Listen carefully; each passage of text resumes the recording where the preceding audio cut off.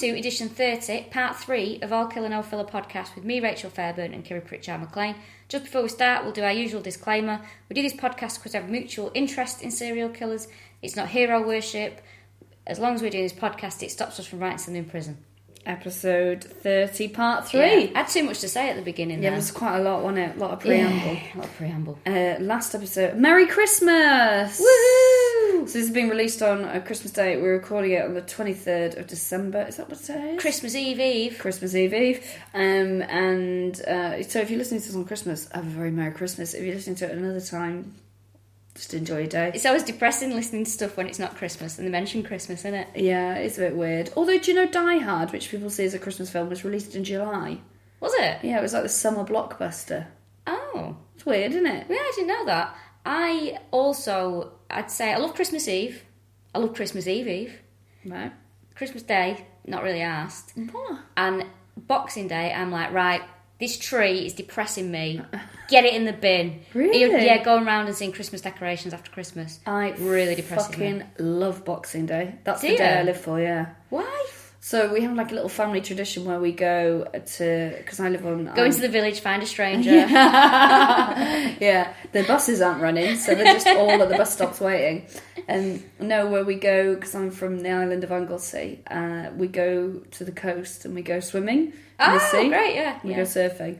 And so that's a nice one, blow the cobwebs out. And then everyone from back home always goes out drinking on Boxing Day. All the people my age. Legends. Go to the Anglesey Arms, all get hammered. Actually, not my school, the other Looks school. like Wales has got 10 more legends. See you in the pub. But it is it's quite nice, but it is fun. But it's also like, so you're doing comedy now, someone said. I definitely have mentioned this about the woman who was saying what a weird job I had. No. So this is a wedding where she's like, so you do comedy? Now, you can't see Kiri's face, but this face is the face that I've experienced when people are just like, why do you... They may as well say, are you fucking insane? Yeah. And like, so is that a job? Can you do that as a job? And I was like, yeah. And she's like, and like, do you have other jobs? And I was like, no, it's just comedy. And she's like, oh. And like, people pay you to... Oh, it's so weird that that's even a job. She's like the smartest person in my year. She got like 10 A stars at GCSE. And she's like, oh God, it's so weird that that's a job. And they're like, oh, I guess if you enjoy it. And I was like, what do you do? And she said, so I work in a lab and I measure the speed of bull semen moving from point A to point B. I was like... Oh yeah, I'm the one with a weird fucking job. Now Fred West would have loved that fucking job. Yeah, he'd have been like, bulls, all right. Bulls, semen, throwing a black man, and it's his best day ever.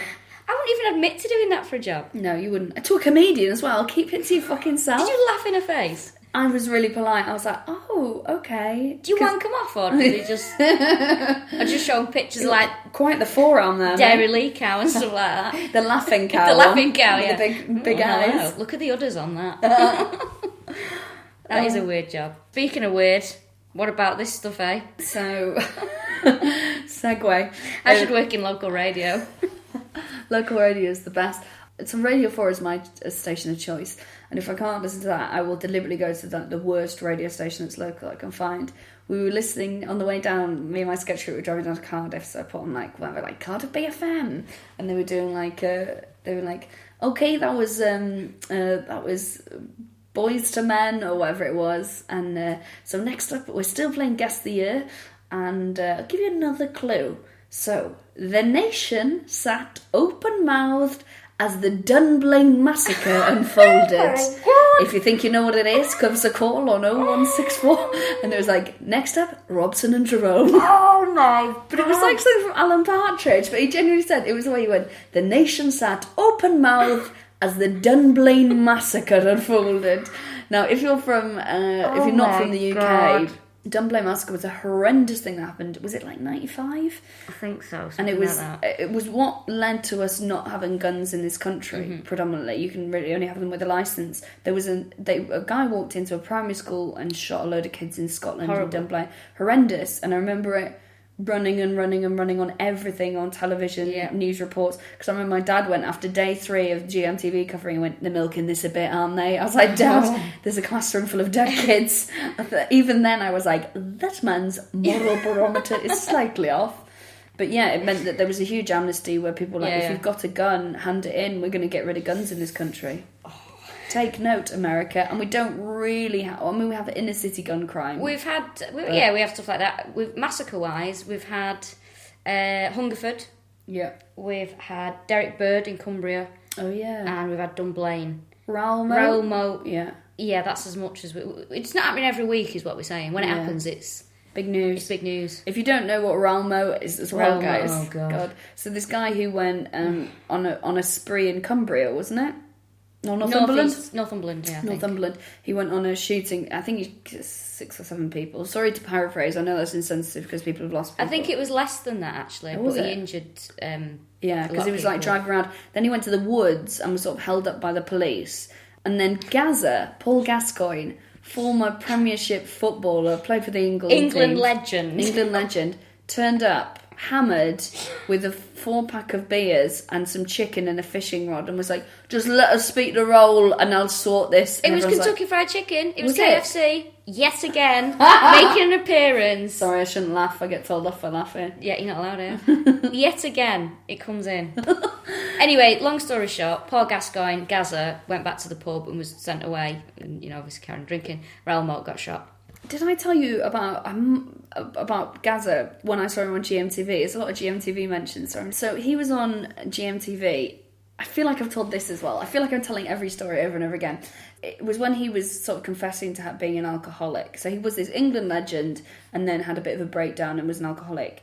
And he basically told a story on... They're like, and when did the drinking start, Paul? And this is on, like, Fiona Phillips is trying to look sincere while thinking, this is making great television. So this Paul Brookman, he goes, well, first of all, like, my mate Steve was like, I don't know what to do with my life.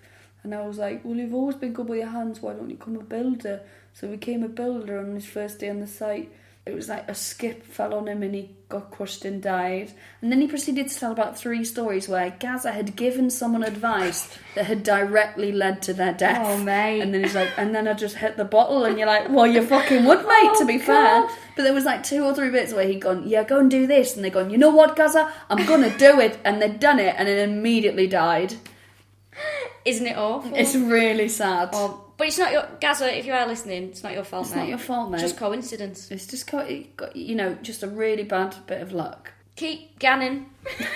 God, I can't believe we got onto Gaza already. Right, we're back. Yeah, here we go. So we're going to start this part 3 in 25 Cromwell Street, also known as the House of Horrors, where they really got going on their murders. It's horrible. 1971, they moved to 25 Cromwell Street from 25 Midland Road. They had a neighbour at 25 Midland Road, which we must mention, Elizabeth Agius, who was married to a Maltese gentleman.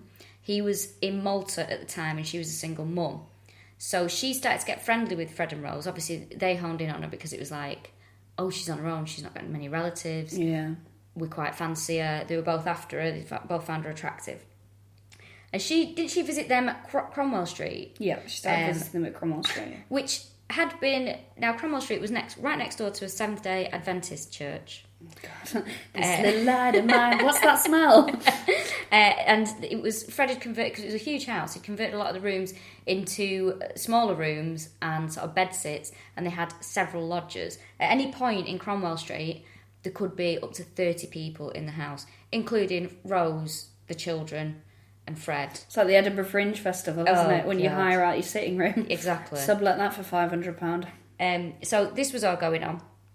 But Elizabeth Agius visited them, and... She was sort of a nanny, wasn't she? Yeah, she used to look after the kids, and she'd babysit for them, and she said that it got a bit strange because they would come back of an evening and say, they'd be gone for hours, oh, where have you been? Oh, we've just been driving around looking for girls... we're looking for girls aged 15 to 17 because we can get more money for them if we put them on the game.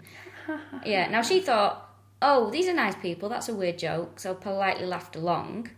A while later, when her husband came back from Malta, Fred wasn't very happy because his attitude was, if I can't have you, no one else will.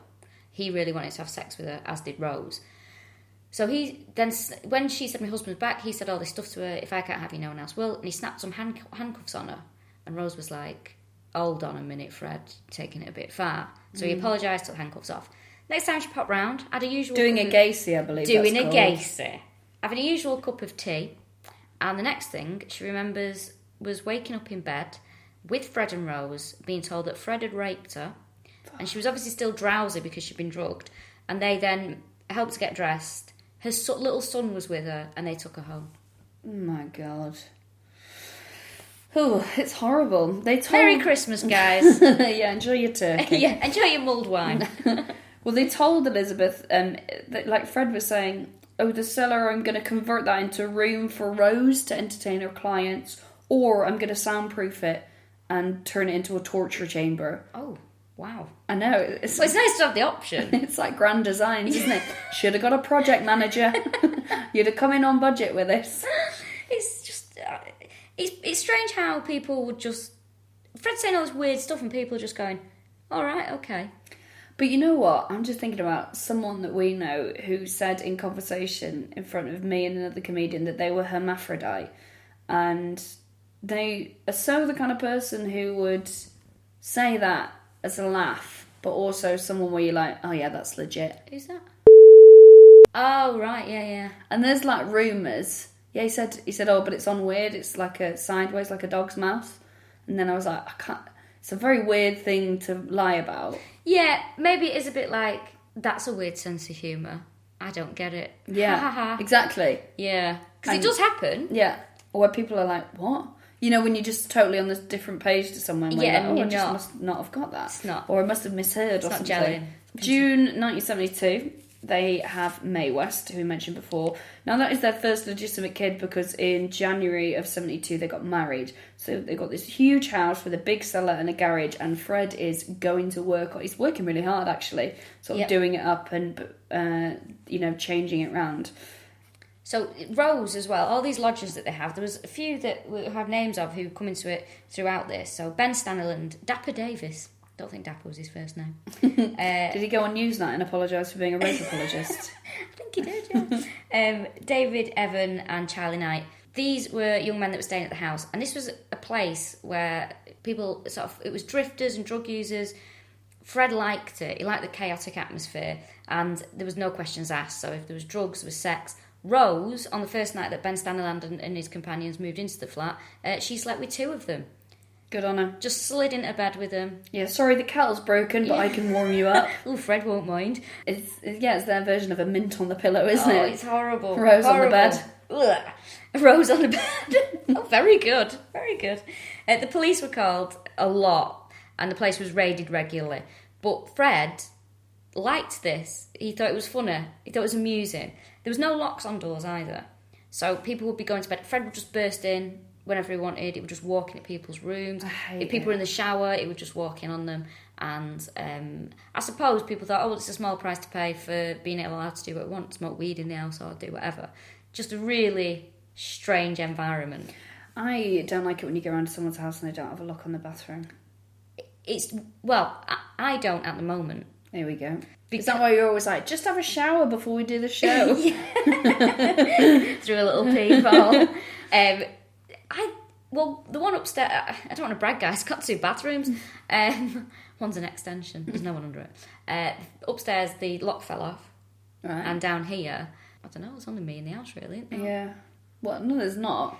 Well, you announced just going for a wee. Yeah, that's true. Just having a shower. Yeah. Don't come and watch. I'm going to leave the door open because it gets too steamy in there.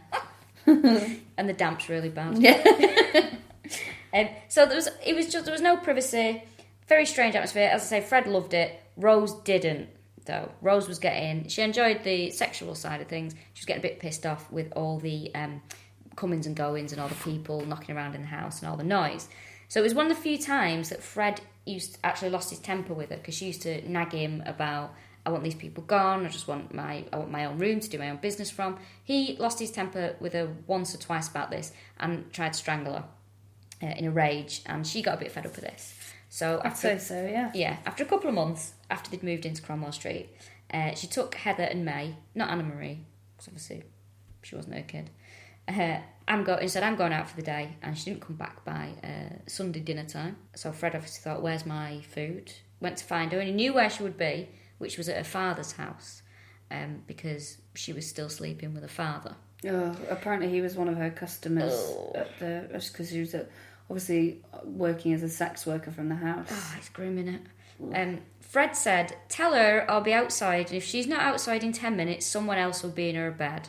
She decided to go with Fred, and at this point, Bill, her father, Bill Letts, had made friends with Fred, and they'd sort of bonded and put their differences aside. They've got a lot in common, haven't they? Got similar Massive, taste. yeah, a lot in common. Because Rose used to say, "Oh, I'm off for one of my driving lessons with Dad." And Fred used to sort of nudge and wink and have a laugh because they weren't going for driving lessons. They were going to have sex somewhere. Well, we know she's got her head around how to change the fucking gears, don't we? Just need some help with the steering now. Fred also caught her and her father in bed, and at least once joined in. That is such a grim scene. I hope you're listening to this a good while after your lunch. Yeah, because I feel sick after Christmas dinner anyway, because I'm like, why have I had 3 different types of potatoes?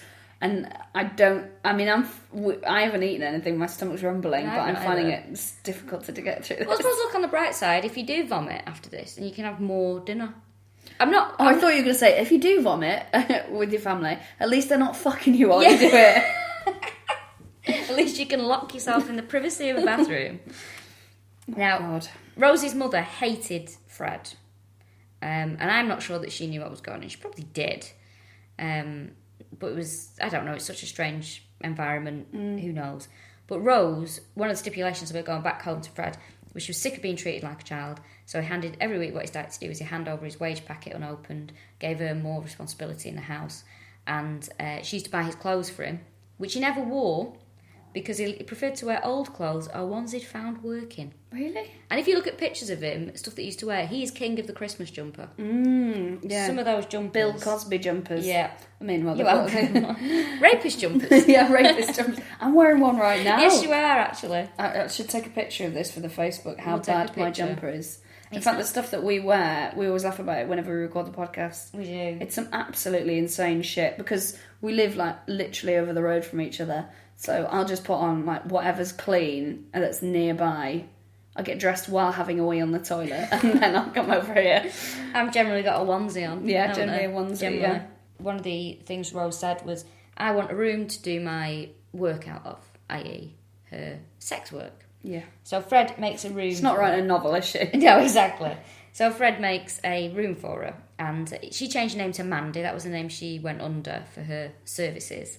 And in the room, there was lots of pictures of naked women. And one of my favourite things, because I would love to have seen this, an oil painting that Fred did of Rose while he was in prison. There's got to be a picture of that somewhere. It's got to be in an evidence bunker somewhere, hasn't it? Yeah. I would love to see that Imagine how much picture. Money that would make as far as murderabilia goes. Oh, God. I just imagine people going in going, oh, is that Nanny from Count Duckula? Oh, it's me, love. Oh, Have Christ. you... Oh, God. I feel like I've told this again. I'm so sorry if I'm telling the same stories. So my friend went out with a French guy called Pierre. Pierre lived in like this great house with his mum, and we stayed in his mum's room when we stayed over. And there's this picture on the wall, like a painting of this really beautiful woman with her clothes off. And he was saying that when he was young, he used to sort of go in there and be like, oh, sort of like, you know, get a bit saucy to this picture. And then he found out a few years later that was just his mum that someone painted when she was young. Oh, shit. Yeah, it's bad, innit? But so French. Like, you can imagine him be like, yes, what do we all do this? Yeah. If your mother was this beautiful, you would be Yeah, touching yourself. you can as well. imagine. Oh, that's funny. There was candelabras and a rubber plant. That's such a 70s, like, oh, someone's doing well for themselves. Yeah. I notice your candelabra, and is that a rubber plant I spy in the corner? And then, when Fred does all this for her, he asks for something in return. And that small little thing in return is, he asked Rose if she'd stop wearing knickers at home. Why not? I've had boyfriends ask me to start wearing knickers in the house. Could you just put something under My yourself? house, innit? Let a little bit of air at it. Pop a towel down, please. Oh, God, like a nudist colony, so you have to sit on a towel. Oh, God, that's horrible. But I think they should sit on a towel, because you were telling me he wouldn't let his kids use sanitary products. He wouldn't let the girls use any sanitary products. He believed the period should flow freely. But yet again, but on the flip side of this, he was squeamish about Rose's menstrual cycle. Really? Yeah. That's so weird. He's just a weird guy, mate. Yeah, There's no way around it. You know what? you're right, Rachel, he is weird. So you just imagine the house was a total... Ugh, I don't want to think. I bet it's fucking stunk. Oh, God. The smell. Ugh. So this used to... The fact that she didn't wear any underwear in the house and always wear a skirt and just have everything on show used to really embarrass the kids. And if they brought anyone to the house, which I can't imagine they did quite often considering what was going on in there, if anyone came round and sort of said, oh, that's a bit strange, she'd be like, oh, well, they shouldn't be doing like it, shouldn't be fucking looking then, should they? Jesus. I went through a stage, I don't really wear jeans anymore. It's very rare I wear trousers even. Not like, I'm like Winnie the Pooh. You know what, it's really like distracting. If you don't like it, don't look at it. No, I don't usually wear, like, I never really wear jeans or anything. I've got like one pair of jeans, but I used to wear jeans all the time when I was into like bands. And I just thought there's something I'd heard a lot of them went commando, like the Strokes and stuff. And I was like, there's something dead sexy about just opening jeans and just seeing a dick there. So I was like, it must work the same way. Depends who's wearing the jeans, mate. That's true. Do you know what I mean? It depends. Yeah, I guess, yeah. So Could be quite threatening if I'm honest. Definitely, yeah. Or a surprise. So I used to go commando because I was like, I think it's sexy, so maybe guys might think it's sexy. And I don't like the knicker lines in jeans. So for a while I used to go commando everywhere, but it's bad because I would buy like cheap jeans and like the fly doesn't really stay up. So, your bush is hanging out in no time, innit? Can't do it. So I've only done it a few times, like, obviously when you're a lot younger, this is when you tend to do it. Not for any sexual purpose, but just because I used to go out quite a lot. I'd go out like nearly every night. So you'd come back to go, oh, I'm going out again tonight. You go, oh, I've got no clean underwear. Oh, it doesn't matter. I'll just put my trousers on and just go out, and you didn't really yeah, but it. you can like, because, I mean, you turn your knickers inside out. That's a brand new day. You never done that? No. What? So if I'm like, right, I've had just these wear them knickers... again, I don't turn them inside out. Oh, I would turn them inside out. Start again. That's another day. Brand new day, brand new knickers. I might try it. Yeah. I remember when I was at first year of secondary school, and I just started wearing a bra. My bra came undone when I was on my way to school, and I remember being so confused as how to put it back on. Instead of just trying to fasten it or asking one of my friends to fasten it, I took it off and kept it in my pocket all day. Oh, God. What an idiot! That's such the adorable panic of 11-year-old, though. That's very sweet. Just put it in my pocket, in my blazer pocket. The blazer you've all seen. Don't be getting off on this now. And I kept it in my pocket all day. And that just was like... Were you not worried about that when you went to get the basket and your change out? Just like, I have to pay the 15p to town now? I put my jumper on as well. Oh, I had a spare jumper, so I put that on. Yeah. But I was very... But you're not worried about whipping the bra out? All day. I remember, because it was in a zip pocket on the... Oh, that's all I don't know why school children needed a zipped inside pocket. To hide their underwear, clearly. But I had it in there all day. That's not a bad shout, that. Just remember being so panicked, like, oh my God, this is the worst thing that's ever happened to me. Yeah, no, that would be stressful. Like, again, I think I've spoken about this before. When you're convinced that everyone knows you're on your period... Oh, yeah, and like if you're wearing a sanitary towel, like they can see, like no one can see. Why are people treating me differently? Yeah, I had that. Like I think when I lost my virginity, I was like, they know. They don't. Because I'm walking on whistling and telling everyone that'll listen, guys, I just got banged. Making that shape where you're popping your first thing, like the OK sign, and pushing your finger through it. Hey guys, woo woo. Ask me why I look different. So, where was I up to? Oh yeah, it's got no kecks on. She'd also, this went a bit further, so Fred was like, what are you laughing at? She's got no kecks on. Yeah. Kecks, for anyone that doesn't know, knickers, underwear. Yeah. Pants in America is trousers, isn't it? But pants over here is knickers. Is panties knickers in America? Oh, did they say panties? I think so. I don't know. Let us know. Kecks, trousers. Gruds, that's what my brother calls them. Fucking horrible. Undercrackers, yeah. Oh, yeah. I cleaned your gruds. Gruds. The gruds is horrible. Yeah, really. Gruds indicates teenage boy, not very clean. Yeah, skid marks is what I think of when... Oh, God, I've got to tell you this. We really got to get started in a second. So, my best mate, Ed... so funny. He was in a play when he was in school, and they went up to Edinburgh with it, right? And he was playing the Sphinx. So, of course. Yeah, so he had to wear some, like, flowing robe. And then the other guys were, like, Roman soldiers or something. So it's wear those little leather things.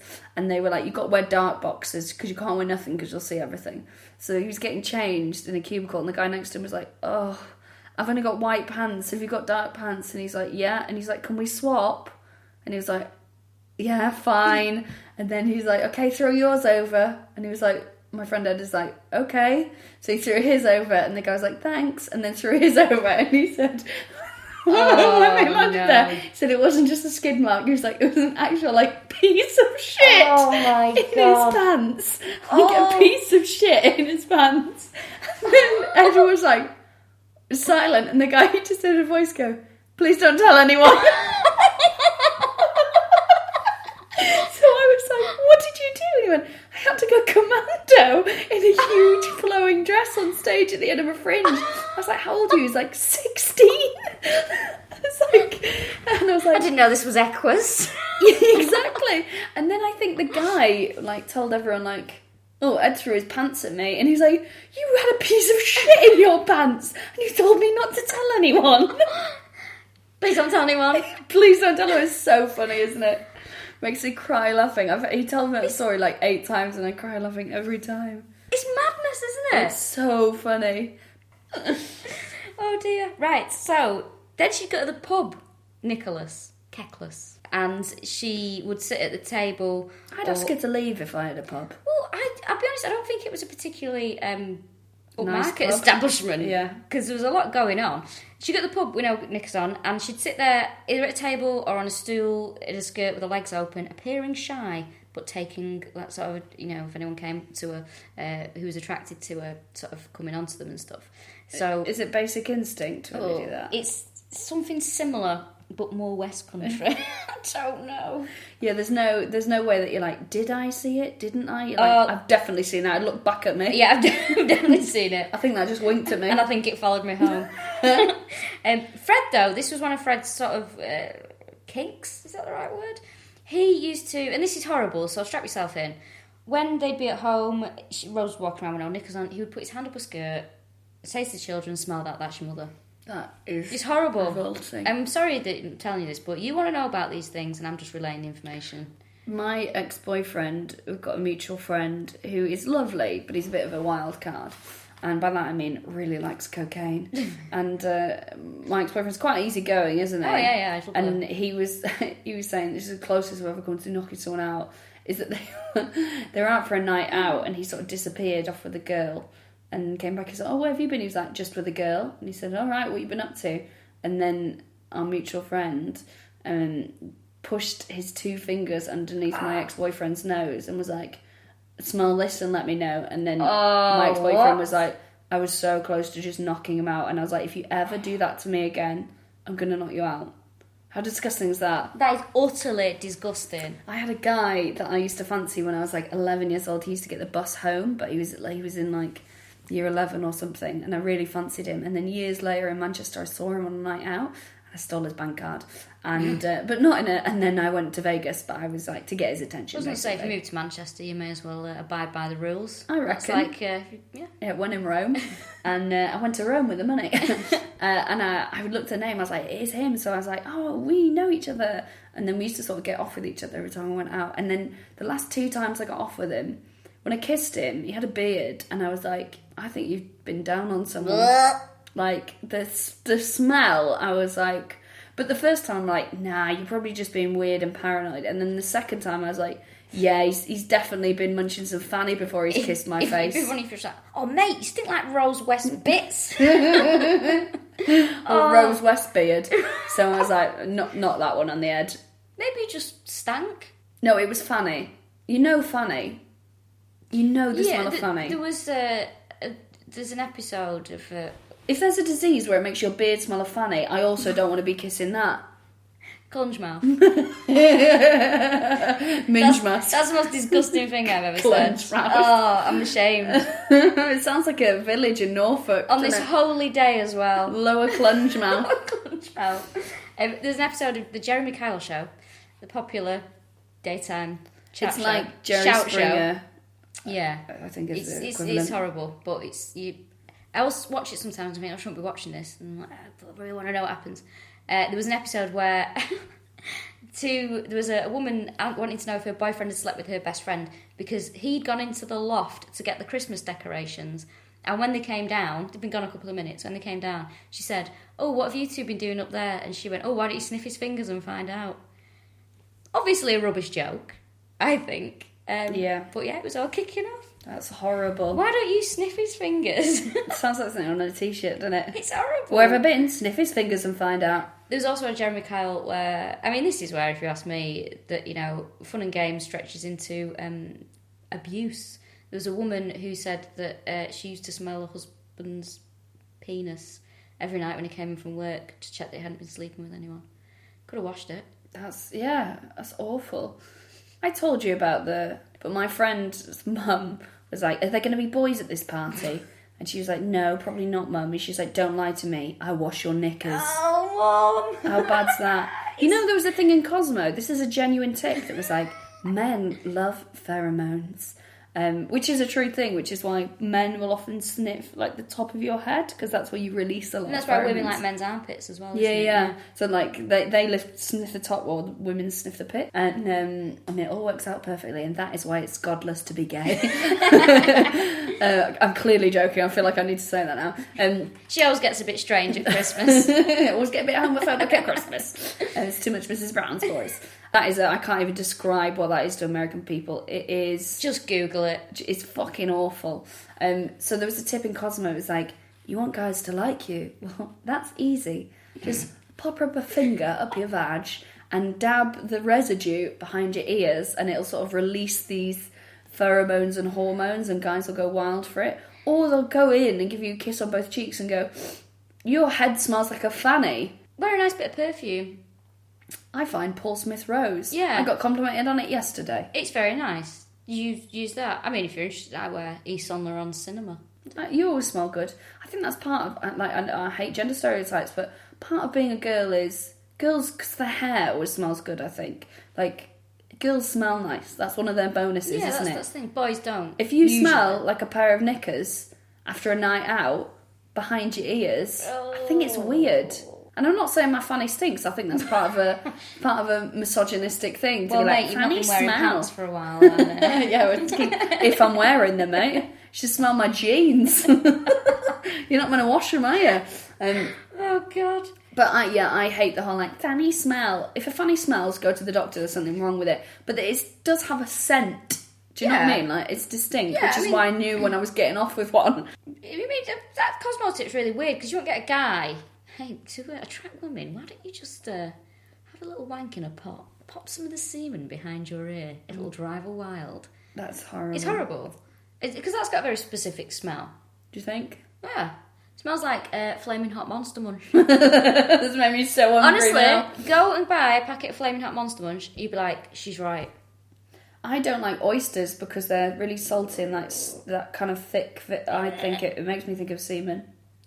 My brother listens to this. Captain Birdseye, eh? Shot in the mouth from Captain Birdseye. Oh, God. Right, we really need to talk about something. Can you say, why did you say my brother listens to this? Oh, right, okay. Not in a Fred and Rose way. I was going to say. Jesus. No, as in, I feel uncomfortable because my parents won't listen, that's fine. Well, my mum listens. Oh, really? Stop listening. Just stop it. I feel like she's going to think I'm a bad influence. No, I've just been good at covering things up. Anyway, Rose had... she actually... Because when she was in the pub, the deal that she wanted to do was she wanted to attract black men to take them home to sleep with her because that was Fred's preferred partner of choice for her. He wanted her to sleep with black guys. So she'd usually manage to find someone to sleep with and she'd go home with them and Fred would watch through one of the little holes in the wall that he'd created. Now, Rose actually had 3 children with her black lovers. Oh, yeah. And Fred and Rose called them their love children. And it got to the point where word was getting around about Rose because pictures of Rose with various black gentlemen were passed around the pub so people were getting sort of word of what was going on. Wow. Not that she was asked. Well, when they built this like chamber, one of the first people they took in there was poor Anna Marie. So that's Rena's daughter. So she was 8 years old, and Fred and Rose said, "You are very lucky that you have parents that love you so much that we're going to show you how to satisfy your husband when you have them." So they took this 8-year-old girl in there and they raped her. It's horrendous. Horrible. In fact, Rose held her down. So, like, Rose was complicit to all this. And the poor little girl, she was in so much pain, she didn't go to school for 3 days after this. Rose also, which is, you know, after all this horrible abuse that she'd suffered and being raped by her own father, she's made her have a bath but in salt water. And like, oh, this will heal the wounds. God, she's such a sadist, isn't she? Horrible. Poor little girl. And apparently that abuse of Anna Marie continued. And in fact, Fred would sometimes, like, Rose would strap her down, and then Fred would come home on his very quick lunch hour, rape her, and then head back out again. Ugh. Just awful. Like, so fucking awful. And, like, so many times when we're going over this, I was like, where the fuck are social services? You've got this house that's full of, like, people coming and going. There's people with allegations. Like, Fred and Rose have got records by this point. Police are raiding the place on a regular basis for drugs. Why is no one keeping an eye? And the kid's been off school for 3 days. Yeah. Personality changes, which does happen a bit later on. All the signs are there. Awful. And nobody's doing anything. Because when they talk about Anna Marie and how her personality changes, like, there's like 12 signs. Now, I work with young people. If you see 2 of those, if you see 1, you mention it. If you see 2, you really go, I think there's something going on here. If they're, like, wetting the bed and they've suddenly got very aggressive, then you're like, there's something the matter with this young person. Whereas she was exhibiting every sign, and it just seemed like people weren't trained or didn't give a fuck. Or what often happens with, because I'm going to adopt kids, so I've been looking into adoption. Yeah, Madonna over here. Thanks. I want one of every colour, just to go with whatever I'm wearing. There's like a book that you pick them from, like an Argos catalogue. I'm paraphrasing massively, but there is like it was a friend of ours who's adopted telling me there's a group of children they don't even put up for adoption because they think that their problems might be too difficult. So it might be that they have a profound disability, but a lot of times it's when the children are a product of incest because they think it's going to be too difficult to explain to the kids at some point that that's the situation. Oh, wow. So like. Oh, it's just... So they don't put those kids up for adoption? No, those kids will never be put up for adoption. That's very presumptuous, assuming that no one can deal with that. And assuming that the kid can't get support through life. I mean, what... Or that they'll be better off in care. Yeah, I was going to say, what would be nicer? The chance to have an opportunity of a caring, loving home, or being stuck in a system. Yeah, but there's 75,000 kids up for adoption at any one point, so it's not like they're going to run out of them, is it? 75,000? Which is why I want to adopt them, Rachel. Also, I just love my fanny how it is. You keep it as it is, I reckon. Yeah. I've got a real thing about childbirth. I don't think I could ever go through with it. Really? No. What, would you have a sunroof? I wouldn't. I don't think I could. Just do it at all? No. Really? No. I'm squeamish. And I know it's the most natural thing in the world and it's lovely and I like kids and all the rest of it. But when I see a heavily pregnant woman, I'm just always like, oh, God. Yeah. I think it feels like, to me, it's like, have we not evolved a better system? Yeah, that's what I'm thinking. I think it'd be better if you just burped him out. And it was uncomfortable for like 30 seconds and someone just pulled it out. Oh, and you went, God. Oh, it's done now. Oh, that's horrible. I think that would be so much better. How is that better? I just think you'd lose a tooth, like. Well, I've decided that they're going to be smaller. The baby's going to be smaller, and they're going to come out. Mate, you sound fucking insane right now, and I say that as a friend. And you pull them out. It's the panic in it. I just feel panicky about it. But you feel better sicking up a baby. What is wrong? Right, we're moving on. So Caroline Owens, this is in the late 1972. Oh, this will stop us laughing. Yeah, God, yeah. So, 17-year-old girl. Was she hitchhiking home? She was hitchhiking. She had a boyfriend who she used to go and see in a different village, and she would hitchhike home because the buses were shit. And Fred and Rose, she was hitchhiking. Fred and Rose pulled up, and they said, "Oh, pop in the car." So obviously, Fred and Rose were going around together, Because Fred said it was much more likely that a girl would get in the car if Rose was there, because they just seemed like a nice, friendly couple. Ugh. I know. Like the same reason Myra Hindley was in the car. Yeah. So they hired her as a nanny. They took her home and said, we want to hire this girl as a nanny. And they said to parents, listen, we're going to look after her. And so they're like, okay. And she was apparently quite attractive, Caroline. Yeah. So both were in this competition to seduce her. Both Fred and Rose were like, I'm going to have her. No, I'm going to have her. And Caroline was like, these guys are disgusting. Mm-hmm. So she went to do a runner. And she told them, listen, I'm going to leave. Yeah, because Fred was doing that whole old thing of saying all these weird things like, oh, do you know Anna Marie's actually, she was 8 at the time, she's lost her virginity. And then when people would look at him like, what is he on about? He'd say, oh, it was an accident, she fell off a bike and the seat came off and we had to take her to hospital. So he was saying all these stories like to try and test what people, if they were intimate, if they were a paedophile, maybe they're into this kind of thing. So test their reaction. But she was obviously like, well, this is weird. And she was a bit... and he kept mentioning the abortions, things like, oh, I can do abortions, don't worry about that. So she started to get a bit, this isn't for me, this is a bit of a weird environment, I'm going. So she left, goes to see her boyfriend again another night, same stretch of road, hitchhiking, Fred and Rose again. You'd just be like, oh, shit. Yeah. So they persuaded her to get back in the car and come back and work for them.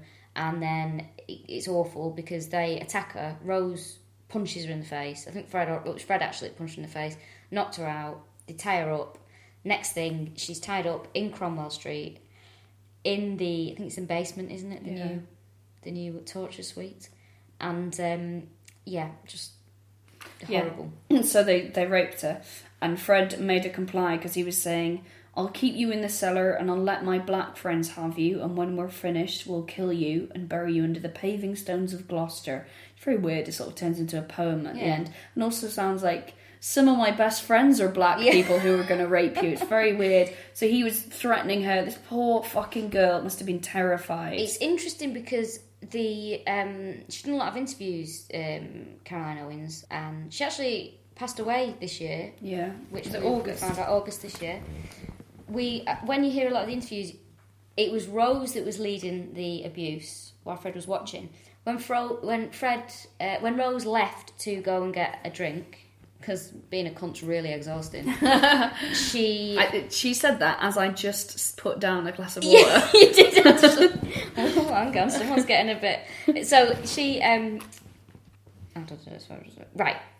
So when she left the room, Fred came in and he raped Caroline. And Fred's sex was over very quickly, by all accounts. It was very there was no foreplay. He raped her and then started crying and said, oh, please don't tell Rose, don't tell her that I've done this.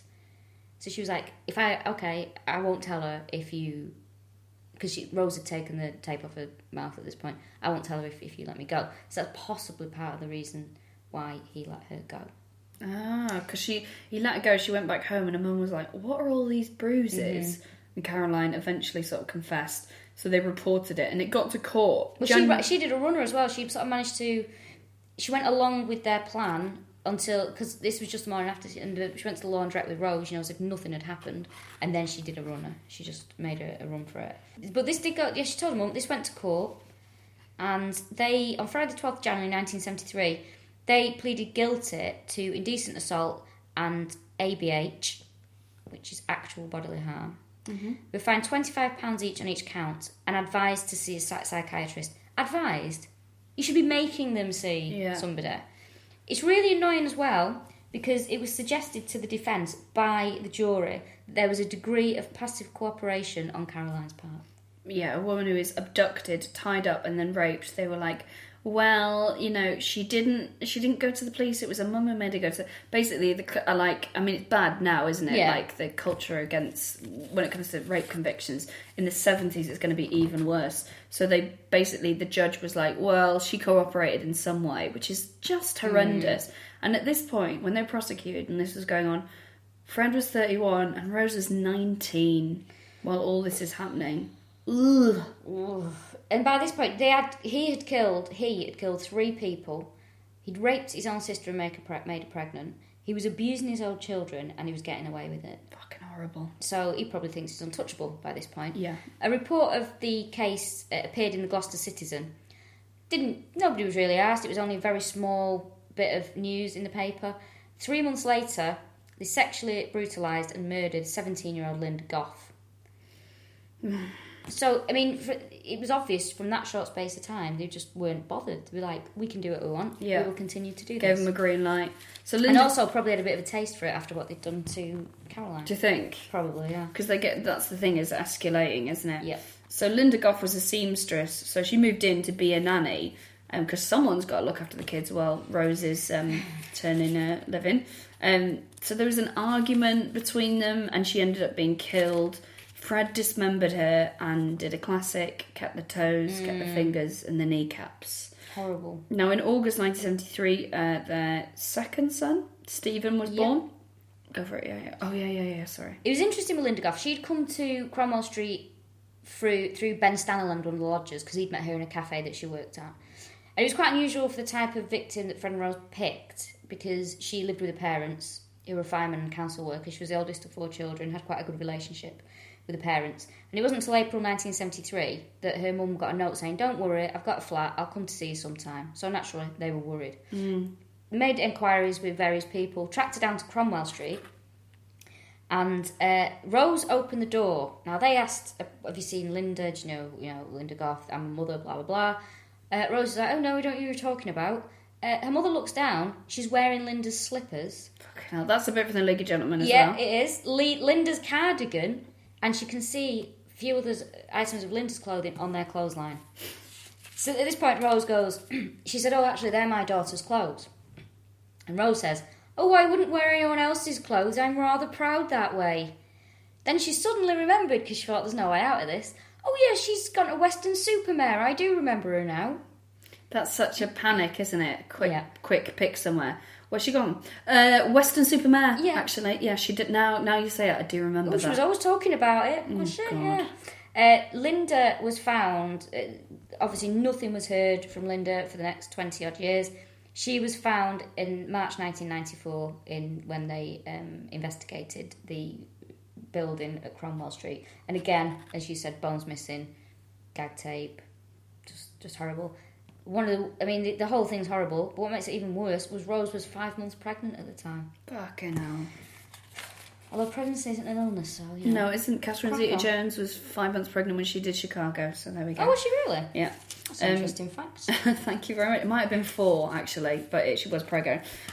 So August 1973, Stephen was born. And then in November 1973, they abducted Carol Ann Cooper.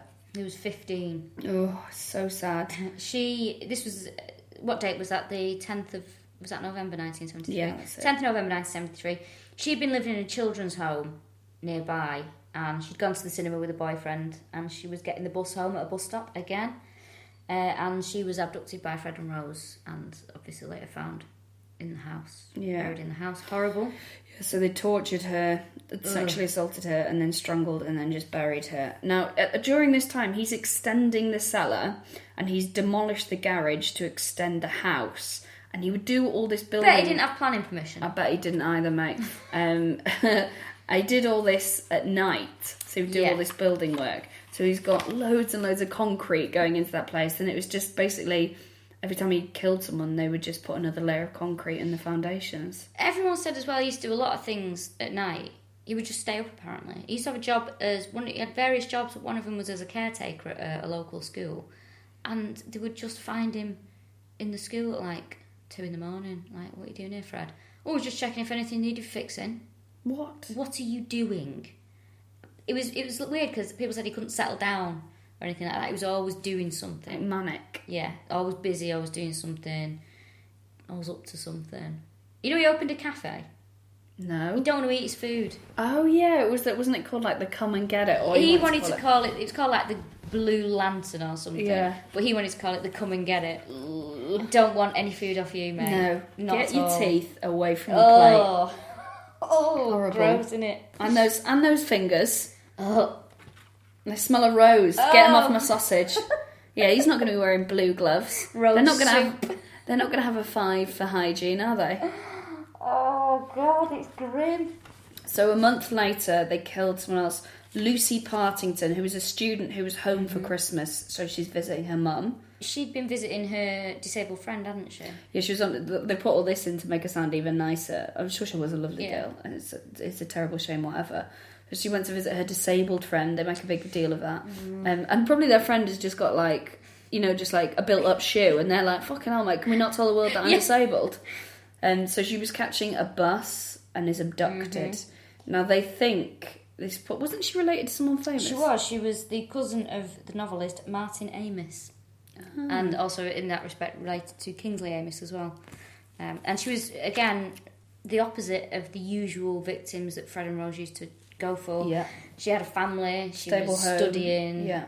She, But she was getting a bus and she was on her own. She was a young woman, so that was enough. They think with her, this poor fucking girl, that they kept her alive for up to a week. Horrible. Of torturing her and then killed her.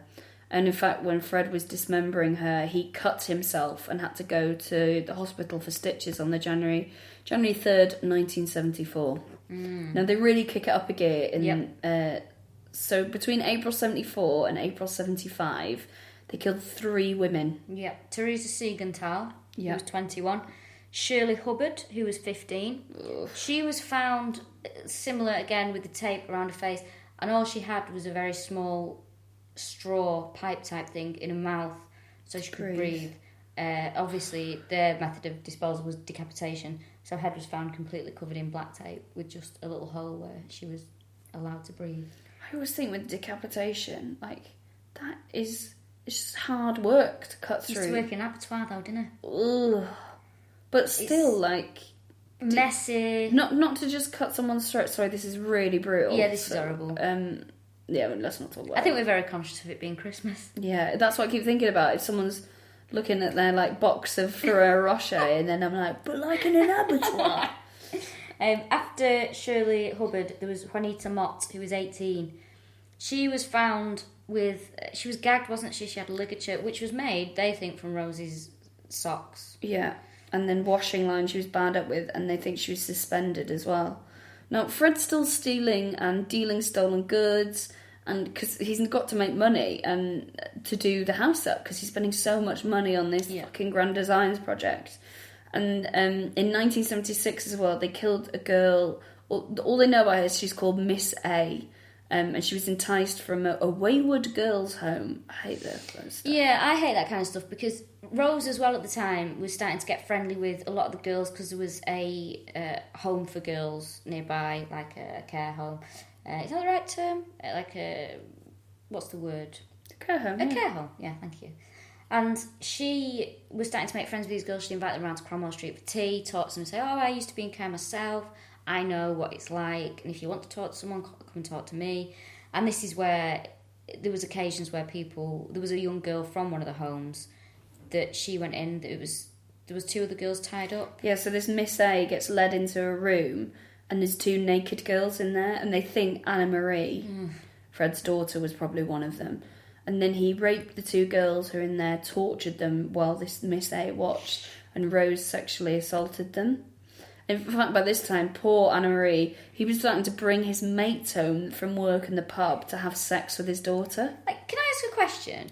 At what point, why is nobody raising any alarm? Yeah. If I worked with somebody, or if we worked with somebody that said, do you want to come round and have sex with my daughter or my son who's underage after work? You'd be like, no. No, and I've called the police. And I'm going to tell the police. Yeah. Like, nobody's... It's so scary that there's so many people, so many men, sadly to say, just taking advantage of these situations and what's on offer. Yeah. And nobody's raising the alarm. Well, I was thinking about, when he was doing the bike thing, he will have worked out ways to test the water. Yeah. A bit like, this is such a weird analogy, but when you do your set and you've got a joke near the beginning where you can tell if they're like dark stuff or dirty stuff, so you know which direction to go in.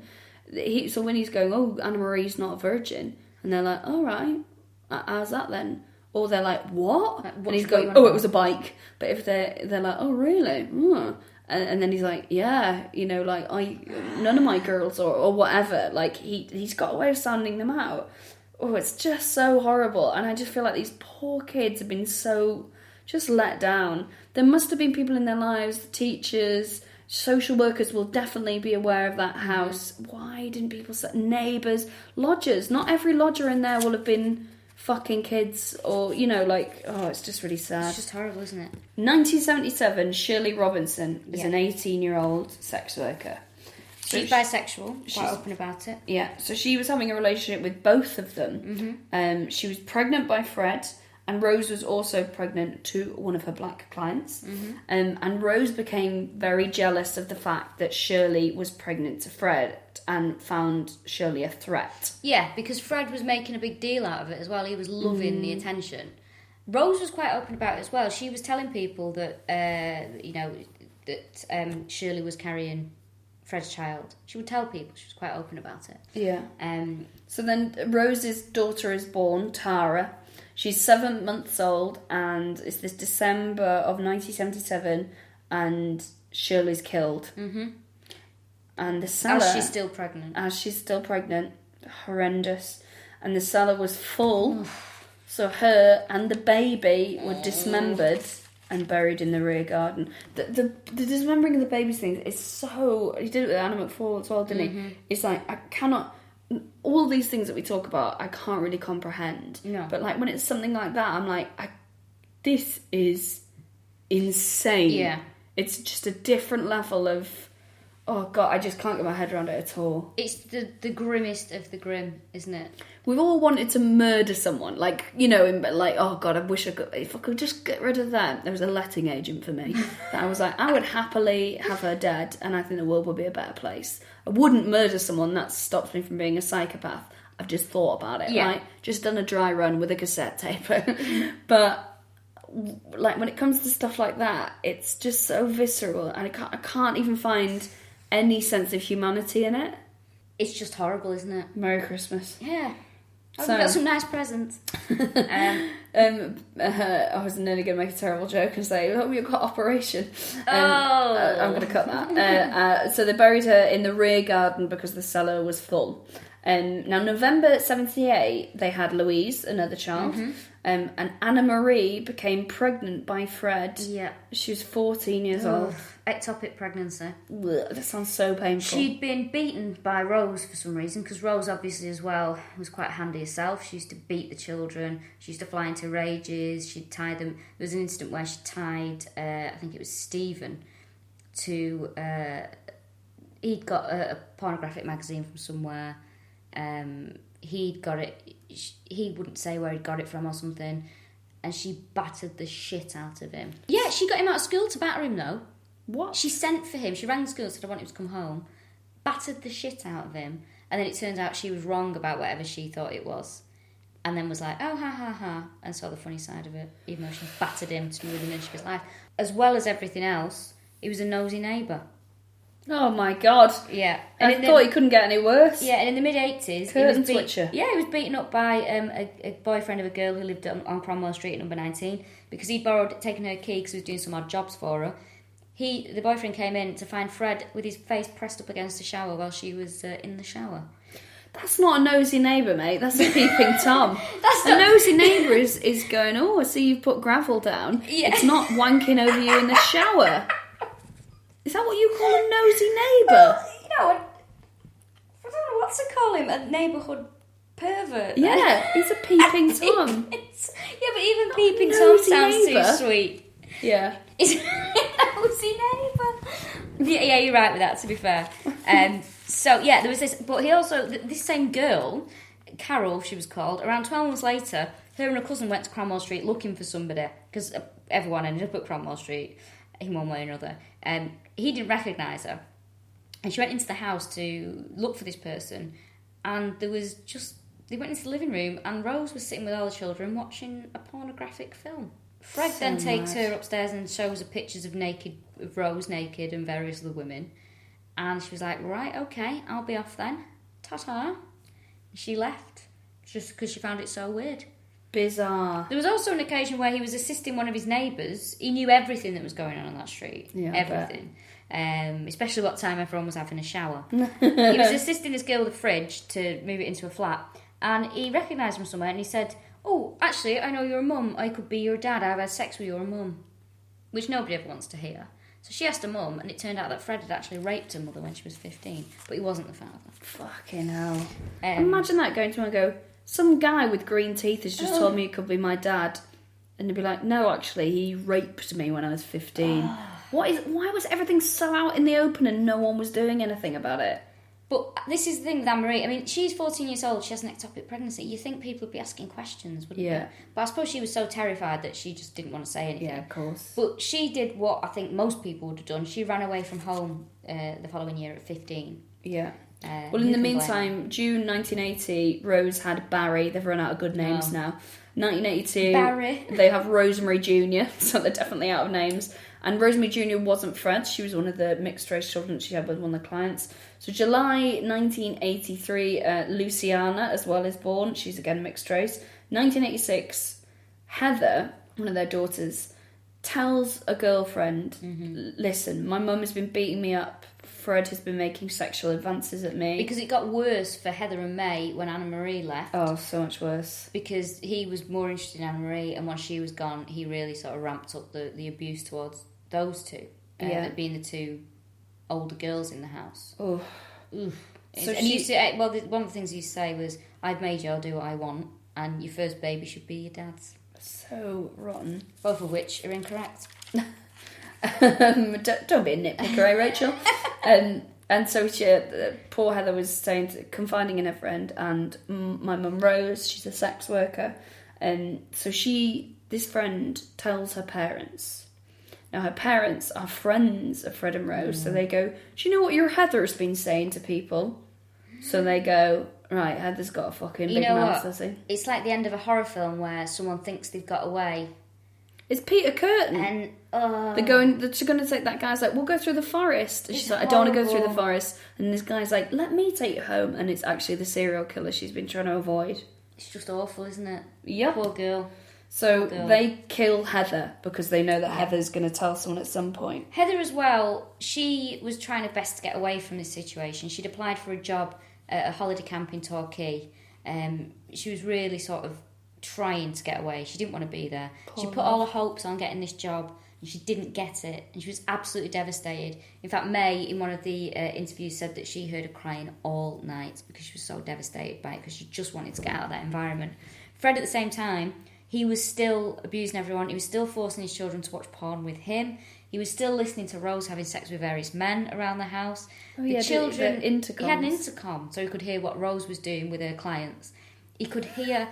It's awful. There is a clip that you can see, which I think we said this on the other podcast, but it's a sort of clip of Rose where you can just see she's naked, and then you hear her saying, "Oh, I've got the advantage on you. I've already got my clothes off," which is like the least sexual voice I've ever heard. Come over here and pull yourself off onto me. It's just bizarre. It's just rubbish, isn't it? Stephen as well was being told, oh, well, when you get to 17, you're going to have sex with your mother. That's how we do things. Heather was showing the classic signs of abuse at school. She'd become aggressive. She was biting her nails until they bled. She was abusing alcohol. All these things were going on. She was saying she had these dreams in her mind because she wanted to get away from there, go to Torquay, or the Forest of Dean. That's one of the places she really wanted to go and live. They used to go there on holiday as a kid, and she was thinking of all these places that she could just escape to and get away from this horrible home environment. She didn't get a chance though. No. But they told the kids, oh, Heather's left, she's left home. And then Stephen, he was like, Stephen, will you help me dig a hole in the garden? Because we all, as we know, the cellar's full. So Stephen went out and helped them dig a hole, and that is the hole that he buried her in at night. Fred says that he strangled her in a rage because she was being disrespectful. Yeah, and then he says that he went out and he would cry about her on the patio and all this shite. The same patio that he put a barbecue pit in and a table right over where she was buried so the family could enjoy the time together. Jesus. It doesn't get any better, this, does it? There were several things that you say where Heather had gone, oh, she actually got the job at the holiday camp. Oh, she's run off with a lesbian. Now, Rose didn't like the fact that... Well, she said that Heather was a lesbian. I don't necessarily think that's true. But Rose had a bit of a bean up on it and used it as a bit of a... slur. A bit of a slur, even though Rose... Was definitely bisexual herself. Yeah. Without a doubt. But meanwhile, Rose has been busy building a business up through a sort of ads in magazines. I'd like to see her on The Apprentice, I would. Which is quite a good link. Yeah, she wanted an apprentice. She was after someone that she could sort of train up and someone that she could get involved in, because they got really into bondage and S&M. So she was after someone that could sort of be involved in these sex games. So Catherine Halliday used to knock around Cromwell, and they were sort of like trying to go, oh, this will be the one that will get in our sex games. But she saw all these like gimp masks and suits and chains and whips and was like, I think I'm all right, mate, and just sort of did a runner. Got enough, mate. See ya. Yeah, exactly. So she sort of stopped going to the house because she was scared. They'd also decided they needed to look more respectable at this point, didn't they? Because they wanted to get away with more. Because there were so many people buried in the fucking garden. They're like, if we... So they're getting a bit strict about things like drugs, because they're like, don't bring the police into the house, finally. And then what happened was a young girl came forward who was raped years ago, and they told a friend, and the friend was like, you can't not say anything, you were really young when this happened. So they told the police. So Hazel Savage, who we've heard about before, remembers Fred's name from Rena saying he's sexually abusing these kids, and starts to sort of dig into things. So August 6th, literally in the end, put your wellies on, we're going to get stuck in. August 6th, 1992, the police arrived with a warrant to find child pornography at the house. Well, that's what the warrant's for. So they arrest Rose for assisting rape of a minor, and they arrest Fred for rape and sodomy of a minor, because they find all this footage and these photographs in the house. So Hazel's investigating all this stuff, and she's going, where's Charmaine gone? Where's Charmaine? And then they're like, where's Heather gone? Yeah. She knows these kids have been in this house, and she looks into it, and she realises that Heather has had no tax records, no doctors for 4 years. So she's like, well, she's either fled the country or she's dead. Yeah. So she starts to look into it. They put the kids into care. Yeah, they take the kids away, don't they? Poor fucking kids. Rose, does Rose tries to overdose, doesn't she? Rose tries to overdose. She tries this a couple of times. Yeah. And she's very lonely. Stephen, the youngest kids are put in care. Stephen was still with her. In fact, he found her when she overdosed and revived her. And apparently she just used to sort of sit and watch Disney. Yeah, she'd sit. A favourite thing to watch was, which actually, to be fair to her, this is probably one of the better things about her.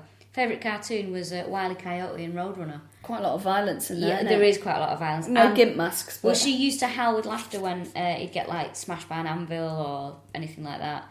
And she'd sit there just eating chocolate eclairs, naked, sitting in the chair watching Roadrunner cartoons. I mean, that does sound like a fucking...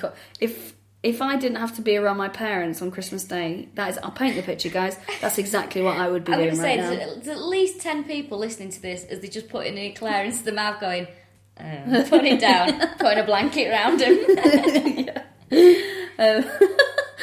So Fred was in prison. He became depressed. Now the case against them collapsed because 2 of the witnesses wouldn't testify. So they know that these people have been raping kids, but they can't prosecute. So Hazel wanted to find Heather. She's like, I think I can get them on this. And there's a rumour about a patio. Because the kids, while they're in care, had started talking, hadn't they? Yeah, because Fred used to use his threat. He'd say, oh, if you don't behave yourselves, you'll end up under the patio like Heather. Ugh. So this was a sort of a threat that was flung about all the time. The kids obviously thought it was a joke because they thought Heather had moved away. And Fred was keeping up the pretense. He was taking pretend phone calls from Heather. He'd be like, oh, Heather's rang, and oh, right, okay, oh, she hasn't got time to speak to you, all right, boy. So who knows, he was getting to ring up. Also, he was, he'd say, oh, I bumped into your sister today in wherever, and she's working for a drug cartel, and all this, oh, she's a prostitute in such and such a place. And she's a lesbian. And she's a lesbian. So, yeah, he just came up with all these stupid ideas to try and keep the pretense up that, the kids, to the children. But then he would say, oh, don't do that, or you'll end up under the patio like Heather. So this threat, which was thought to be an idle threat, which it wasn't, it was obviously the truth. This is what Hazel Savage goes, I think there's something going on. So hard to get a warrant for that, though. It really is, doesn't it? Some kids have said there might be someone underneath the patio. Yeah. Because also the media's starting to really be interested in this weird family. And they're like, there's no way we can discreetly exhume a whole garden. Because the garden's massive. Yeah. And the house is really big now. And some of the extension is built over the garden. But so they're like, we're going to try and have to do this. So they get this warrant. And they do it. And luckily for them, while they're getting this warrant and sort of starting to dig stuff up, Fred confesses to the murder of Heather. Yeah. And he gets really upset, actually. They have to give him a sedative, don't they? Yeah, which just sends him absolutely balmy. He goes, you can listen to it, and he says mad stuff like, if you take me down to the cellar, I'll know where they are, because the ghosts come up from the ground and tell me where they are, and all this mad Then he claims stuff. he had an affair with the pop singer Lulu when he lived in Scotland. Lulu still hasn't spoken out on this. She's never denied it, though, has she? I would love this to be true. I would fucking This love is like it. when they thought, was it like Ted Cruz's dad was the Zodiac Oh yeah, killer? it was impossible. Yeah. Impossible. Lulu. One of the, I can't remember the chap's name, it's an old chap who was one of the, so people doing the digging up? I don't know the correct term. I'm ever so sorry. Forensic scientists? Sure. He was the bone expert, which sounds like something you'd have on your t-shirt on a stag do. He said he found a bone while digging at Cromwell Street, and it was a femur. So he said, and he found another one. He said, "Well, either we've got a three-legged woman, or there's another body, because it was the same like the left leg. Yeah, it was like the left leg." So they were like, "Oh shit, there's more." Rosie's denying any knowledge of any of this. Yeah, she finds out about this confession about Heather. She said, "Oh, I remember that night because he sent me out the house. He wouldn't let me be in there." She already starts laying the foundations for her being innocent and it being Fred. And Fred said to Stephen, "Listen, I did something bad and I'm going to go away for a while." And Stephen said, "He looked at me so evil and so cold. Yeah. They went right through me." Because that was in the house, wasn't it? Yeah. It's horrible, isn't it? So to protect Rose, Fred said that he did it. He confessed to the murders. Once he got started, you couldn't shut him up. As is frequently the case with these braggers. idiots. Yeah. Like, well, since you asked. So he confessed to the cellar murders. He said he always said, "I murdered them, I didn't rape them. They all wanted to have sex with me." There's a quote from him that says, "Well, what happened was enjoyment turned to disaster." No, that's not what happened. It's not Fred. the Titanic, mate. Yeah, it's like that is not. It's not a rainy day at a theme park. It's terrible sex murders, and none of them. Well, some of them did, but the majority of them you forced into it. Yeah. And so they found 9 sets of bones in the cellar. He couldn't even remember who or where they were. No, he couldn't remember people's names. He couldn't remember dates. He couldn't remember anything. Despite ghosts coming out the floor to tell him. Exactly. What he could remember is he had really sort of. All he could remember is, well, she was a big bird, or she was she was foreign, or she was this, she was that.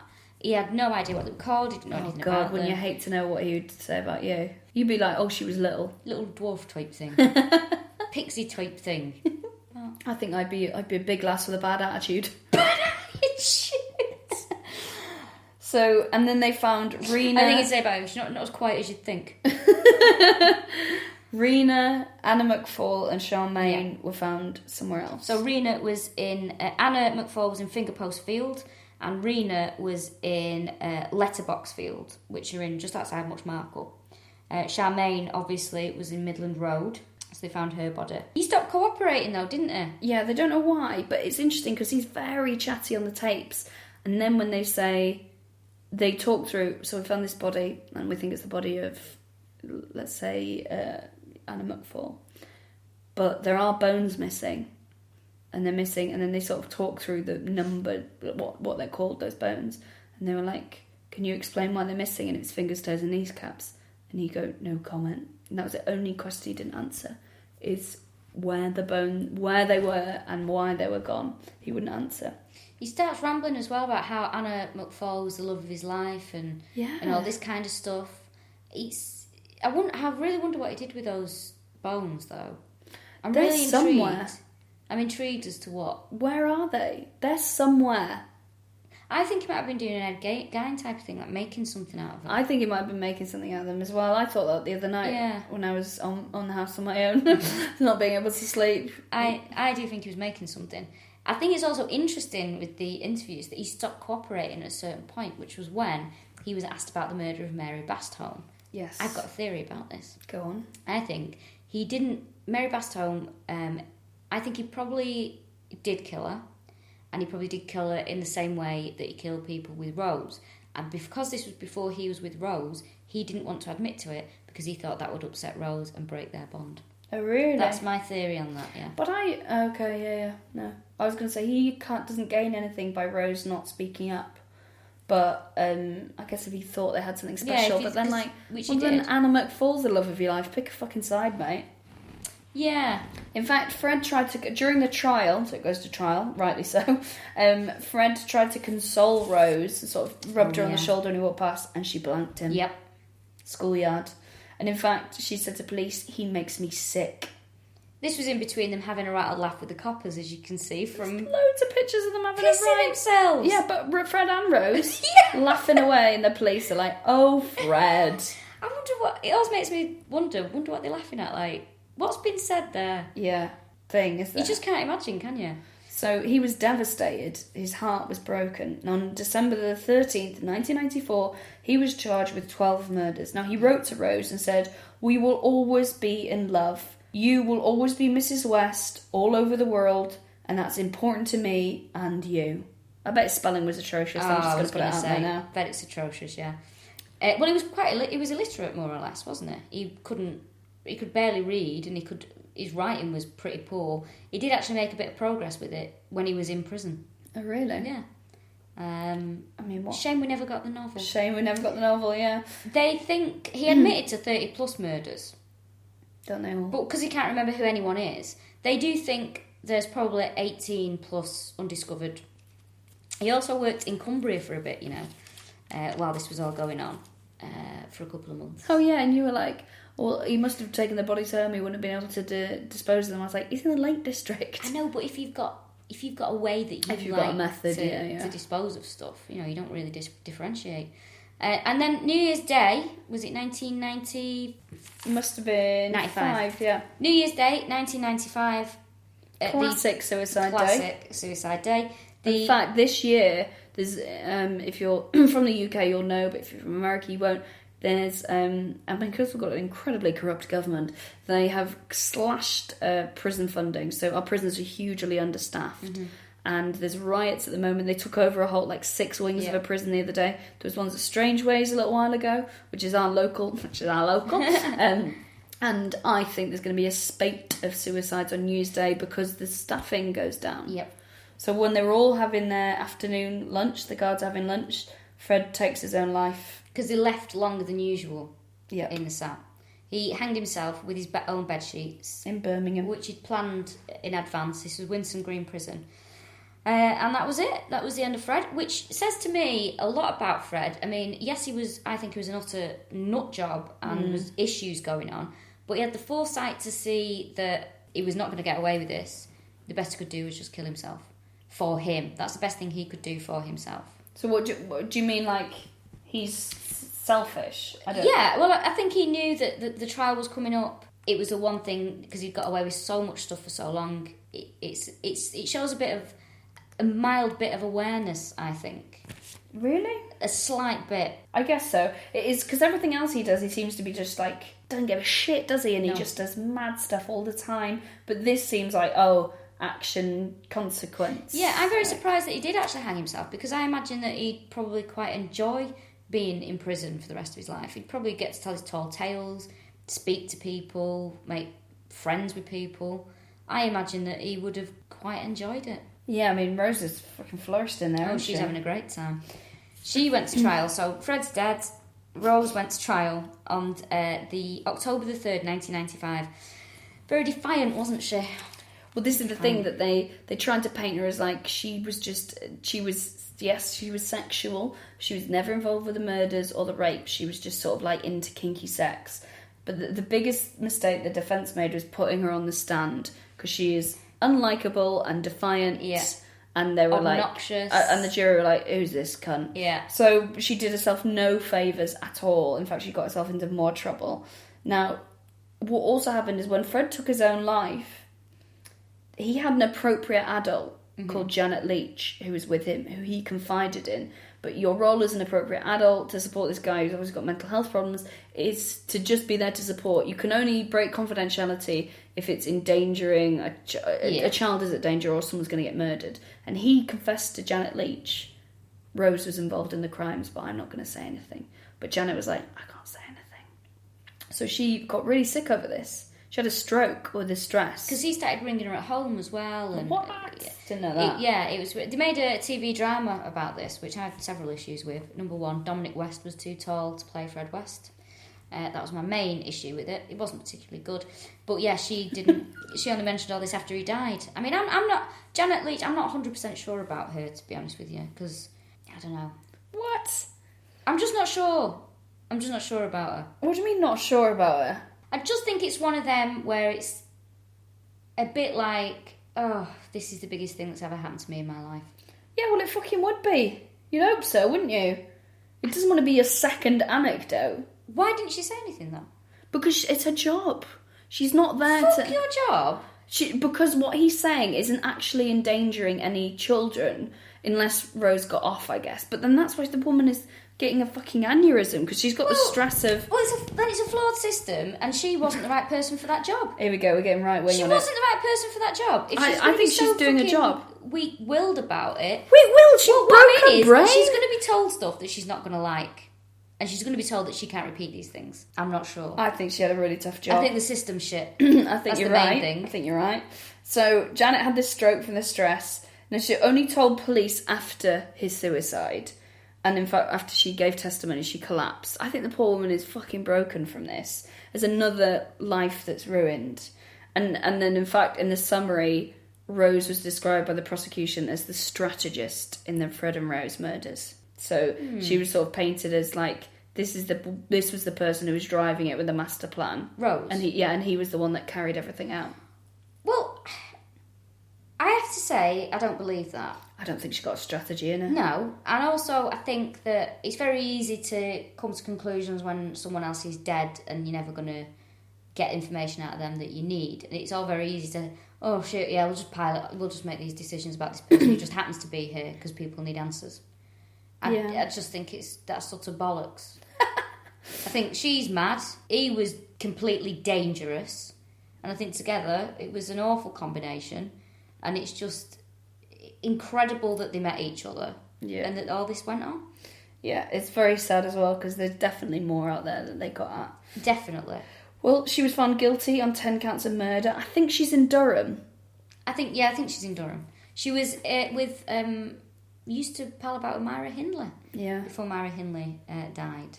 Used to watch Prisoner Cell Block H together. That is unbelievable. It's surreal, that, isn't it? Really surreal. She, until Myra Hindley died, Rose West is now the only female with a whole life tariff in the UK. Really? Yeah. When life means life, she's the only female. What a dubious honour. And there's always... statistically, it shows that we're better people. We just do different crimes, don't we? Yeah, we do.